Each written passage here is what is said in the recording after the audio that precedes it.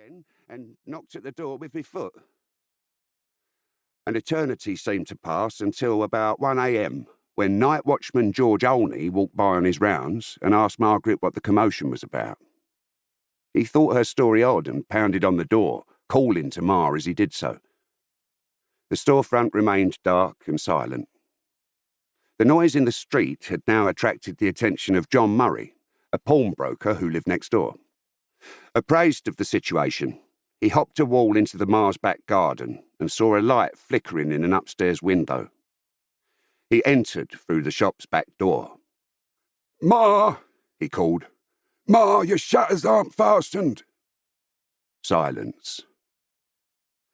He walked up the stairs and found a lit candle on the landing. He picked it up and in its pallid light noticed the 2 doors of the chamber in which Mr. Ma usually slept were open. Decorum stopped him from peering into the room. He went back downstairs to look in the shop and stumbled into a gore-splattered nightmare. 6 feet from the bottom step, he found the Ma's errand boy, 14-year-old James Gowan, lying on his face, with his brains knocked out, part of them actually covering the ceiling and blood on the wall and counter. In a fit of terror, he staggered towards the door and found Celia face down in a widening pool of blood. A crowd of onlookers, aware by now something was amiss, loitered outside the shop. They drew closer as the door swung open, and Murray, his pale face gleaming in the candlelight, appeared in the entrance. "For God's sake, come in," he cried, "and see what dreadful murder is here." The crowd pushed forward into the shop. They stepped over Celia's mangled and bleeding body and saw the errand boy lying near the back. Timothy Ma lay behind the counter, bleeding very much about the head. They went in search of the baby, Timothy Jr., and descended the stairs to the basement kitchen. He lay there dead in his crib, blood seeping from his mouth and throat. Margaret, seeing the horror, began to scream. The coroner's inquest took place at the Jolly Sailor pub across the street from the murder house on the afternoon of Tuesday, 10th of December.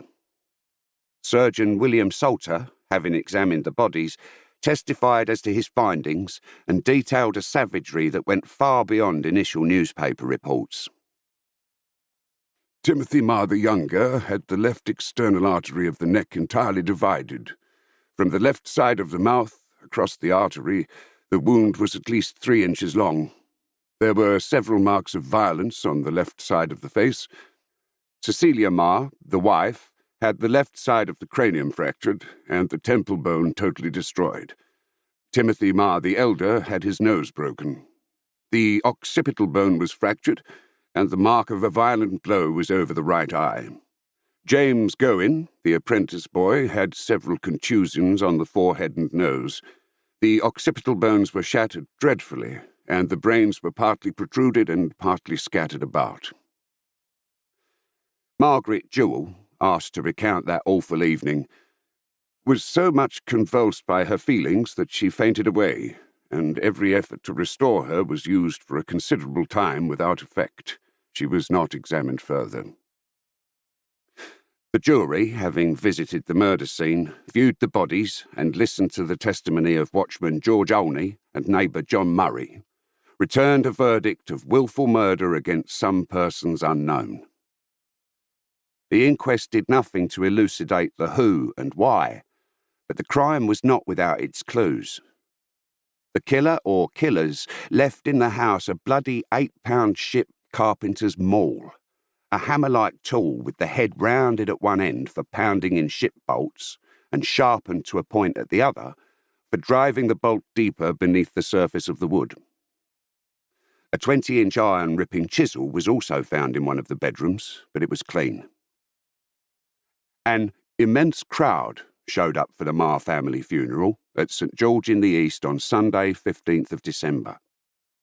Mourners lined the route from the Ma's shop to see the murdered family conveyed to the dreary mansions of mortality. Those assembled in the church bowed their heads at the urging of Reverend Dr. Farrington, but could not resist the impulse.